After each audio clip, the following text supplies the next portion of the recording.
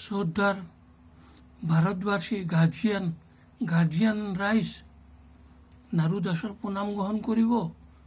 আপোনালোকক এটা নিবেদন কৰিছোঁ, অলপ শুনিব। এই কলিযুগৰ ধৰাধামত আপোনালোকে কপালৰ ঘাম ভৰিত পেলাই ল'ৰা ছোৱালীক বেছি জ্ঞানী নবনাব। পঢ়া লেখাত জ্ঞানী, আপোনালোকে কালচাৰ কৃষ্টিৰ জ্ঞানী বনাওক। পঞ্চমত শিকাই সৰুৰ পৰা ডাঙৰ দীঘল কৰক, তেতিয়াহে দহ দিয়াই থাকিব।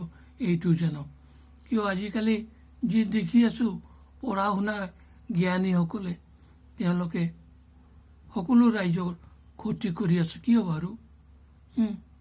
তেওঁলোকে এই দেখিতো আছে, মিছা প্ৰলোভন দি আমাৰ পৰা ভোট বিচাৰি নি ৰজা হৈ যায়।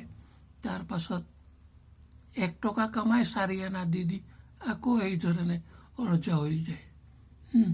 এনেকুৱা ৰজা হৈ ৰাইজৰ ক্ষতি কৰি যায়। তাৰ কাৰণে নিবেদন কৰিছোঁ, এই খেলটো বাদ দিব দিয়ক। তেওঁলোকে সদায় এনেকুৱাই কৰি থাকিব, এইটো জানক। তাৰ কাৰণে সৰুৰ পৰা ল'ৰা ছোৱালীক ইমান কষ্ট কৰিব নালাগে।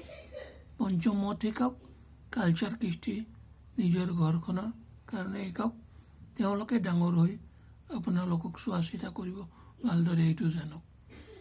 আৰু এই ৰজা নেতাৰ পিছে ঘূৰি থাকিলে আপোনালোকৰ মোৰ নিচিনা দশা হ'ব।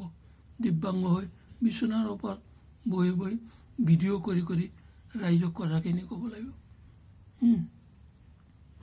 আজিৰ কাৰণে ইয়াতে বিদায় মাগিছোঁ।